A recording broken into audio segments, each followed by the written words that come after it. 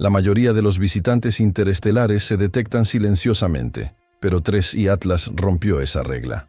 Durante solo 4 segundos, el telescopio Hubble registró un pequeño cúmulo de píxeles brillantes que se desplazaban a su lado, y luego desaparecieron. Las autoridades lo llamaron rayo cósmico, pero los datos no lo confirmaron. Si el destello fue real, podría indicar que 3I Atlas dejó algo en el sistema solar, y nadie sabe qué fue ni por qué se arriesgó a exponerse para liberarlo. Su descubrimiento no comenzó con un evento dramático, sino con cifras discretas e intrigantes. En julio de 2025, el sondeo Atlas detectó el objeto cruzando la constelación de Acuario. Los cálculos iniciales revelaron una trayectoria hiperbólica. 3I Atlas simplemente pasaba, dirigiéndose hacia el espacio interestelar sin retorno. La velocidad superior a 42 km por segundo despejó cualquier duda. Se trataba de un visitante interestelar legítimo. Pero lo que más sorprendió a los astrónomos fue su alineación casi perfecta con el plano eclíptico. A diferencia de la mayoría de los objetos interestelares que cruzan el sistema solar en ángulos caóticos, este se movió a la altura de las órbitas planetarias, una rareza que ocurre en menos de una de cada 500 llegadas. Esto captó inmediatamente su atención, y su observación se convirtió en una prioridad mundial. Las mediciones fotométricas iniciales sugirieron un núcleo pequeño y denso, pero la verdadera anomalía residía en su trayectoria, demasiado precisa como para ignorarla.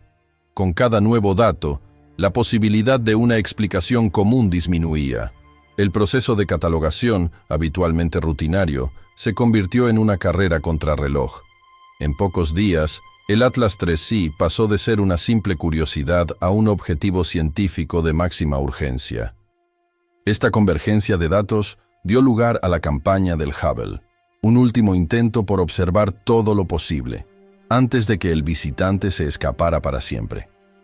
Asegurar tiempo de observación en los telescopios más importantes del mundo nunca es algo garantizado. Cada espacio se mide en minutos, se compara con la demanda global, y se otorga solo tras una rigurosa evaluación por parte de los comités del programa. Cuando llegó la alerta de descubrimiento del Atlas 3I, la reacción de los programadores del observatorio fue inmediata. En 48 horas, tanto el telescopio espacial Hubble como el telescopio espacial James Webb recibieron solicitudes urgentes de equipos de Norteamérica, Europa y Asia. Las solicitudes presentaban el caso: un objeto interestelar, en órbita hiperbólica, con una trayectoria alineada con la eclíptica. Una configuración observada en menos de 1 de cada 500 llegadas interestelares. La justificación científica era clara. Era una oportunidad única en una generación, y la ventana para un estudio significativo se cerraría en semanas, no en meses. La oficina del programa Hubble, acostumbrada a deliberar en ciclos de meses, aceleró la revisión. Para el 10 de julio, se había aprobado el plazo para la cámara de campo amplio. El telescopio espacial Hubble, número 3, se centró en la obtención de imágenes de alta cadencia y la espectroscopia ultravioleta visible. Posteriormente, se asignó el telescopio espacial James Webb, con observaciones en el infrarrojo medio para investigar en detalle la composición del objeto. Los observatorios de las Islas Canarias también reconfiguraron sus calendarios, posponiendo a menudo proyectos planificados desde hacía tiempo para asegurar al menos algunas exposiciones. La Red Internacional de Alerta de Asteroides coordinó los protocolos de intercambio de datos, garantizando que todos los datos de fotometría, astrometría y espectroscopia se recopilaran y analizaran casi en tiempo real. Este nivel de coordinación tuvo un coste. El tiempo de observación con el Hubble y el Webb suele reservarse con años de antelación, compitiendo con los estudios de exoplanetas, los estudios de la evolución de galaxias y la astronomía transitoria. Para redirigir estos recursos, los comités del programa debían justificar no solo el rendimiento científico, sino también el riesgo de perder otros descubrimientos importantes. Sin embargo, el cálculo era simple. Nadie quería ser el comité que dejaba pasar a un visitante interestelar sin examinarlo. El resultado fue una avalancha de datos, miles de fotogramas y espectros. cada uno analizado en busca de anomalías, preparando el terreno para el examen detallado que vendría después. El 21 de julio de 2025, la cámara de campo amplio. El módulo 3 del telescopio espacial Hubble se configuró en su modo de seguimiento más preciso, siguiendo al cometa 3I por el cielo con el canal UVIS. La exposición duró solo 4,09 segundos, un intervalo elegido para equilibrar la sensibilidad con la necesidad de congelar el rápido movimiento del cometa. El instrumento funcionó en modo de submatriz, leyendo una región de 1014x1014 píxeles del detector. Esta configuración permitió lecturas más rápidas y minimizó el riesgo de estela, un artefacto común al registrar objetos en rápido movimiento. El filtro utilizado fue el F336W, un rango cercano al ultravioleta, ideal para aislar el tenue brillo de los núcleos cometarios del fondo espacial. Todos los detalles de la observación se registran en el encabezado FITS, una especie de huella digital que almacena cada ajuste técnico. La exposición comenzó a las 12:34:56 UTC, como se indica en el campo DAT-OBS, y la orientación del telescopio se mantuvo estable con una precisión de una fracción de arco segundo. Ambas estrellas guía permanecieron sincronizadas durante toda la exposición, con valores de fluctuación inferiores a 0,01 arcosegundos RMS, dentro del rendimiento nominal del Hubble. El cuadrante del detector utilizado fue VIS2, como lo indica la palabra clave CCD-SHIP. No se registraron anomalías en la matriz de calidad de datos, DQ para esta imagen, y la telemetría de ingeniería mostró voltaje y temperatura estables en toda la ventana de observación. Para esta campaña, se habilitó el algoritmo de drizzling, una sofisticada técnica de reconstrucción de imágenes. La llovizna combina múltiples exposiciones con tramados sutiles para mejorar la resolución, pero también puede realzar las características transitorias que persisten en múltiples fotogramas. En este caso, el algoritmo proporcionó una visión más nítida de la región cercana al núcleo, capturando no solo el cuerpo principal del Atlas 3I, sino también cualquier evento fugaz en sus inmediaciones. Cada píxel del subconjunto corresponde a una pequeña porción del cielo, mapeada con precisión por la solución astrométrica registrada en el encabezado FITS.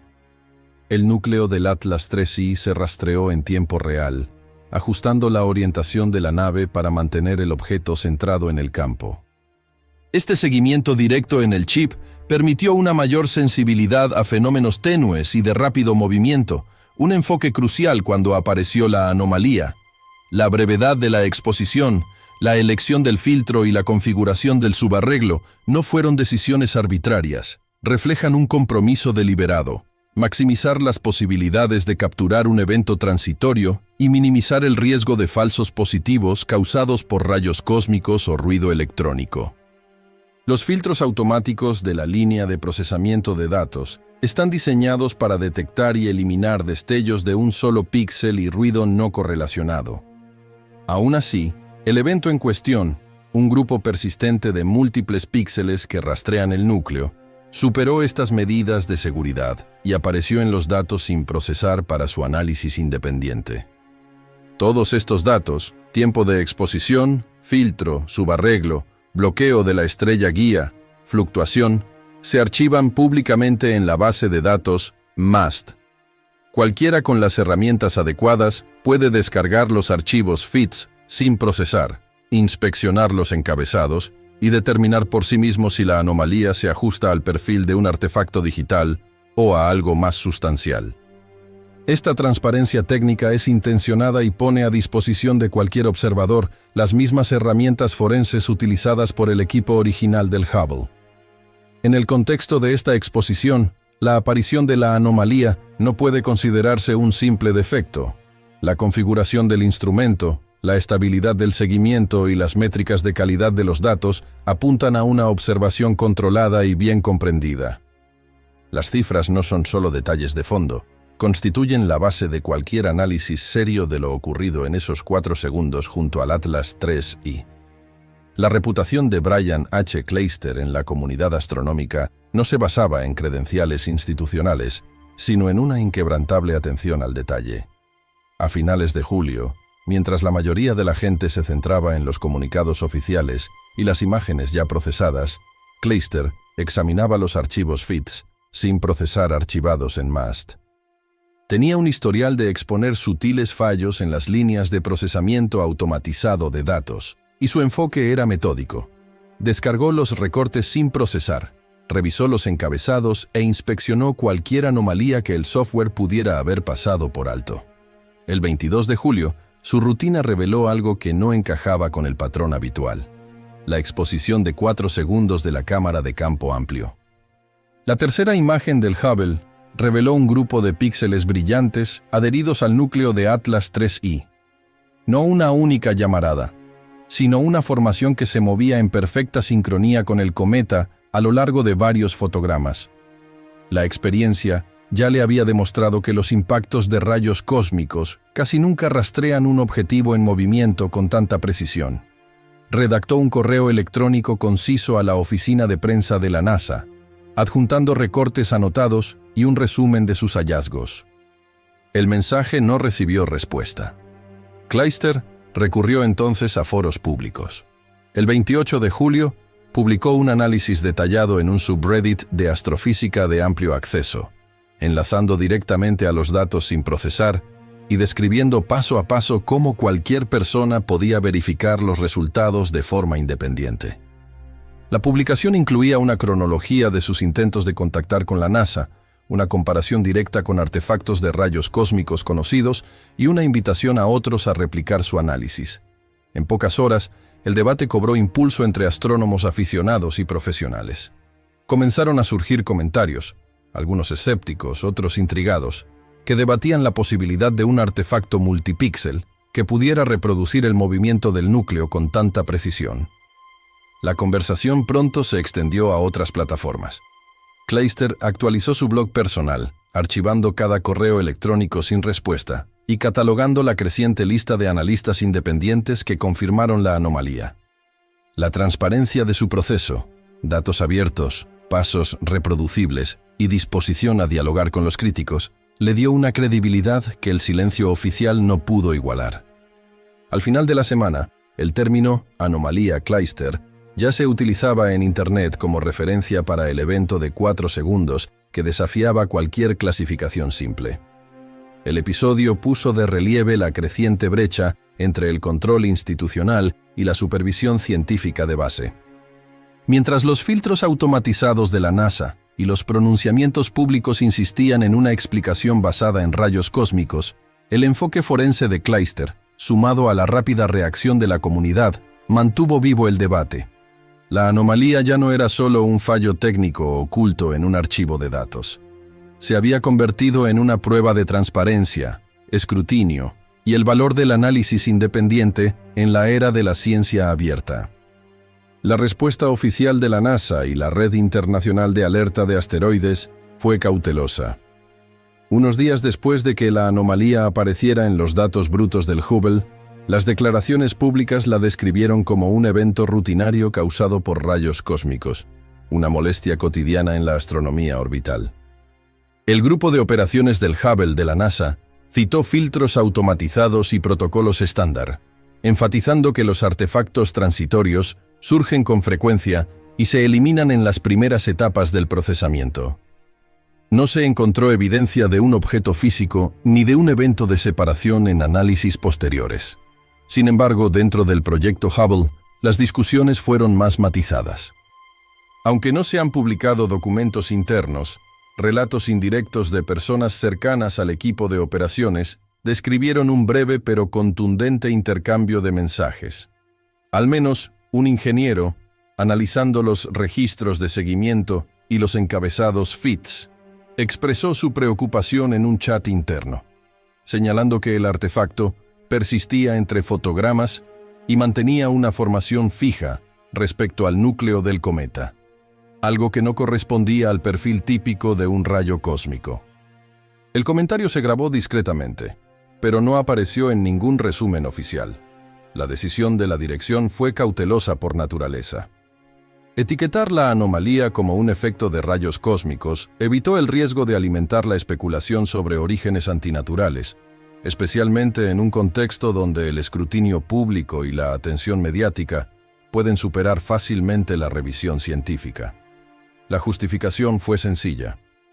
Las afirmaciones extraordinarias requieren evidencia extraordinaria, y la ausencia de un evento repetido o de confirmación por otros instrumentos dejó poco margen para interpretaciones alternativas. La Red Internacional de Alerta de Asteroides, responsable de la coordinación global del monitoreo de objetos cercanos a la Tierra, se hizo eco de la postura de la NASA en su boletín de septiembre. Sus comunicaciones enfatizaron la importancia del filtrado rutinario de datos y el cumplimiento de los protocolos establecidos. Argumentaron que las detecciones anómalas deberían analizarse internamente hasta alcanzar un consenso. Sin acceso a estos registros, los observadores externos solo podían especular sobre la profundidad del debate interno. Las solicitudes de documentación, realizadas a través de canales formales, incluidas las solicitudes amparadas por la Ley de Libertad de Información, resultaron en retrasos o denegaciones, justificadas por la revisión científica continua y la sensibilidad de los datos. Periodistas e investigadores independientes presionaron por transparencia, pero no se hicieron públicos correos electrónicos ni transcripciones autenticadas. En entrevistas, científicos planetarios reiteraron que las discusiones internas sobre anomalías son una práctica habitual y se mantienen confidenciales hasta que se alcance un consenso claro. El resultado fue un estancamiento. Los canales oficiales mantuvieron la explicación de los rayos cósmicos, mientras que analistas externos seguían cuestionando la persistencia y el comportamiento de la anomalía. El aparato institucional, diseñado para evitar conclusiones precipitadas, se mantuvo en modo de espera, sin confirmar ni negar la posibilidad de algo más. Por ahora, los datos brutos permanecieron en el archivo público, pero la historia sobre lo ocurrido en esos 4 segundos junto a 3I Atlas estaba, al menos oficialmente, cerrada. Un filamento de casi 6,000 kilómetros de largo, alineado directamente hacia el Sol, sigue siendo la característica más desconcertante en los datos del Hubble del 21 de julio. En el vocabulario de la física cometaria, esto no solo es raro, sino casi paradójico. La presión de la radiación solar, al actuar sobre el polvo y el gas, debería alejar cualquier cola o chorro del resplandor solar, no acercarlo. Las leyes que rigen estas fuerzas son claras.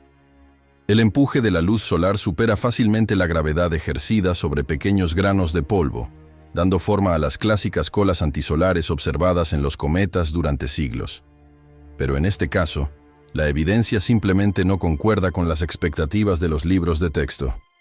Los intentos de modelar el filamento mediante la dinámica convencional del polvo rápidamente se toparon con problemas. El grupo de la doctora Selina Voronin en la Universidad de Oslo realizó simulaciones utilizando ecuaciones estándar para la fuerza de radiación y la carga de masa del polvo. En los modelos, solo los granos con diámetros de varios centímetros, mucho más densos y pesados que cualquier cosa expulsada por un cometa típico, podrían soportar la presión solar y mantener su orientación hacia el Sol. Sin embargo, la columna observada no mostró la rápida desaparición o fragmentación esperada para partículas tan masivas. Por el contrario, persistió, estable y nítidamente definida, durante la exposición al Hubble. El Dr. Michael Yancey, de Caltech, abordó el problema desde la perspectiva opuesta. En lugar de preguntarse cómo el polvo podía resistir el empuje solar, su equipo calculó la fuerza necesaria para contrarrestarlo activamente. Las cifras fueron contundentes.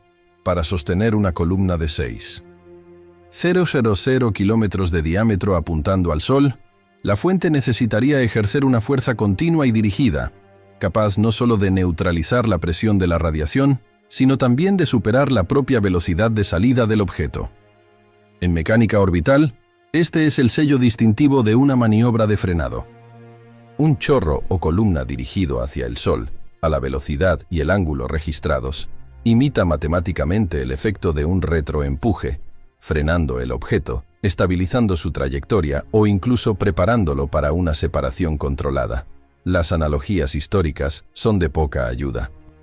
La anticola del cometa Arendt-Roland en 1957 y las breves características solares del cometa Encke solo se explicaron posteriormente mediante alineaciones poco frecuentes de planos de polvo y explosiones momentáneas de granos más pesados. En ambos casos, los efectos desaparecieron en pocas horas o días, y siempre en cometas ricos en agua. En contraste, 3I Atlas mantuvo su columna a una velocidad heliocéntrica muy superior a la de cualquier cometa registrado, y con un núcleo cuya composición pronto se revelaría como cualquier cosa menos ordinaria. La escala del filamento, su orientación inquebrantable y la incapacidad de los modelos de polvo estándar para explicar su dinámica obligaron a los investigadores a reconsiderar las fuerzas que realmente estaban en juego. Para Voronin y Yancey, las cifras se alejan de las explicaciones pasivas. La única manera de equilibrar las ecuaciones es invocar un proceso activo, una fuerza no proporcionada por la luz solar, sino por el propio objeto. Aún se debate si esta fuerza fue natural o artificial. Lo que está claro es que, durante 4 segundos el 21 de julio, los datos del Hubble registraron algo que no se ajusta al comportamiento habitual de un cometa. La física exige una respuesta que los modelos convencionales no pueden proporcionar. El análisis inicial del Dr. Martin Kortner de los espectros del telescopio espacial James Webb no fue lo que esperaba. Durante semanas se asumió que se trataba de un cometa seco y de rápido movimiento, quizás con características inusuales, pero aún explicable como un remanente de otra estrella. Sin embargo, los espectros revelaron una historia diferente. Las observaciones del Webb en el infrarrojo medio, realizadas unos días después de la anomalía registrada por el Hubble, revelaron un conjunto de líneas de emisión que no pertenecían al vapor de agua, al dióxido de carbono, ni a ninguno de los cometas volátiles conocidos. Los elementos dominantes eran metálicos, picos fuertes y bien definidos correspondientes al níquel y al hierro, pero en proporciones sin precedentes. El equipo de Kortner, en el centro Goddard de la NASA, comparó los datos con el modelo estándar de cometas. El agua, el principal motor de desgasificación en la mayoría de los cometas, parecía representar menos del 4% de la masa, un valor 10 veces inferior al registrado en los objetos más secos de la nube de Oort. La proporción níquel-hierro era cercana a 1:1, una composición mucho más parecida a la del acero inoxidable industrial que a la de cualquier cuerpo conocido del sistema solar. Como referencia, el modelo tradicional de bola de nieve sucia predice una proporción níquel-hierro de aproximadamente 0,06. 3I Atlas registró 0,95, un valor idéntico al del acero inoxidable 304 utilizado en la fabricación terrestre. Las implicaciones trascendieron la química. Tetracarbonilo, un compuesto volátil poco frecuente fuera del laboratorio, en la coma. En la Tierra, esta molécula es típica de las emisiones industriales, no de los procesos naturales de sublimación. Su presencia en los espectros planteó preguntas inmediatas sobre su origen y mecanismo de liberación. El grupo de Kortner verificó y reevaluó las calibraciones de los instrumentos, eliminando la posibilidad de artefactos de detección o identificación errónea de líneas espectrales. La línea de procesamiento del Webb, diseñada para detectar contaminación cruzada e impactos de rayos cósmicos, no indicó ninguna anomalía en los fotogramas relevantes. Los informes preliminares que circulaban en la colaboración del telescopio James Webb pusieron de relieve el dilema. El Dr. A. Yuki y el Dr. Reza Kamar, codirectores del análisis espectroscópico, señalaron en su memorando interno que la relación níquel-hierro representa un desafío sin resolver. Algunos revisores sugirieron un posible artefacto instrumental. Sin embargo, dicho artefacto no aparece en las calibraciones. La revisión por pares, normalmente la guardiana contra afirmaciones extraordinarias, se estancó cuando el equipo se vio incapaz de conciliar los resultados con los modelos de consenso. La financiación para los espectros de seguimiento fue suspendida discretamente por la sede de la NASA, y algunas fuentes alegaron la necesidad de evitar el sensacionalismo. Kortner, conocido por su enfoque clínico y por evitar la especulación, limitó sus comentarios públicos a los hechos. El contenido de agua era anormalmente bajo, la fracción metálica sorprendentemente alta y el inventario molecular, diferente al de cualquier cometa jamás observado. Señaló que si el filamento registrado por el Hubble no estuviera compuesto de polvo, sino de fragmentos metálicos, su reflectividad y persistencia serían lógicas. Los granos grandes y pesados de aleación de níquel-hierro resistirían la presión de la radiación solar, manteniendo su orientación hacia el Sol, incluso mientras los volátiles más ligeros se disipaban. El debate sobre si el material expulsado por 3I Atlas era de origen natural o artificial se intensificó. De ser metálico, la explicación de un cometa polvoriento se volvió cada vez más difícil de sostener. Las cifras: agua por debajo del 4%, níquel-hierro cercano a 1.1 y la presencia de tetracarbonilo de níquel en la coma, sugerían una composición incompatible con el paradigma cometario tradicional. Para Corner y sus colegas, los espectros de Webb no solo complicaron la historia de Atlas 3I, sino que también obligaron a reconsiderar qué había atravesado exactamente el sistema solar ese julio. El final de septiembre de 2025 trajo consigo un apagón observacional para todos los telescopios terrestres. Al pasar el rover Atlas 3I tras el Sol, el resplandor solar inutilizó incluso los instrumentos más potentes. Pero sobre la atmósfera marciana, un trío de observadores robóticos observaba en silencio. Marte, reconocimiento. Orbiter, la misión MAVEN y el sistema de gases, traza de ExoMars. El orbitador registró datos fotométricos durante la conjunción, una oportunidad que pocos imaginaron que sería relevante. Las grabaciones de estas naves espaciales, con una sincronización precisa minuto a minuto, documentan un cambio repentino y drástico. Durante un breve intervalo, el brillo aparente de 3I Atlas aumentó a magnitud 2, un nivel normalmente reservado para los planetas más brillantes y superior al de cualquier otro objeto visible en el cielo marciano. La llamarada apareció en los 3 conjuntos de datos, cada uno calibrado independientemente, y todos confirmando el mismo pico imposible. Los controladores de la misión, acostumbrados a monitorear sutiles variaciones en la actividad cometaria, se encontraron con lecturas que desafiaban precedentes y expectativas. Las teleconferencias entre los equipos científicos comenzaron en tiempo real. La confusión dominó los intercambios iniciales. El pico de magnitud no coincidió con ningún evento de desgasificación o fragmentación previsto. No se observaron tormentas solares, ni fuentes de fondo conocidas, ni se detectaron errores instrumentales. Un ingeniero del Centro de Operaciones de la misión ExoMars de la Agencia Espacial Europea, tras revisar los registros, afirmó que no se trató de un error de calibración, sino que el pico fue real y se produjo simultáneamente en todos los instrumentos. El momento de la llamarada fue innegable. Alcanzó su punto máximo precisamente durante la ventana en la que Atlas 3I era completamente invisible para la Tierra. Durante la conjunción, ningún observador terrestre pudo confirmar ni refutar lo registrado por las sondas marcianas. Cuando el objeto reapareció tras el Sol, su brillo había regresado a los niveles previos a la conjunción, y no hubo rastro del evento en observaciones posteriores. Los datos brutos conservados en los archivos de telemetría dejaban poco margen para la ambigüedad. El aumento de brillo no fue gradual, sino abrupto y fugaz. La intensidad de la llamarada, su corta duración y su exacta coincidencia con el periodo de invisibilidad de la Tierra plantearon preguntas inmediatas en la comunidad científica planetaria. ¿Se trató de una erupción natural inusual? ¿O la cronología sugería algo más deliberado, un evento planeado para aprovechar la única ventana en la que la Tierra no podía observar? En cuestión de días, circularon memorandos internos entre los líderes científicos de las misiones marcianas. El consenso fue cauteloso. Se necesitarían más análisis, pero la coincidencia no podía ignorarse. Por ahora, la única certeza era esta: el episodio más energético en toda la trayectoria de 3I Atlas ocurrió precisamente en el momento en que los telescopios más potentes del mundo quedaron cegados.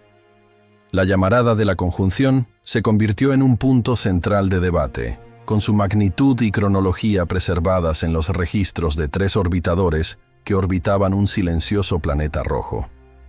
Avi Loeb, director de astronomía en Harvard y figura recurrente en los debates sobre misterios cósmicos, no rehúye las hipótesis inquietantes.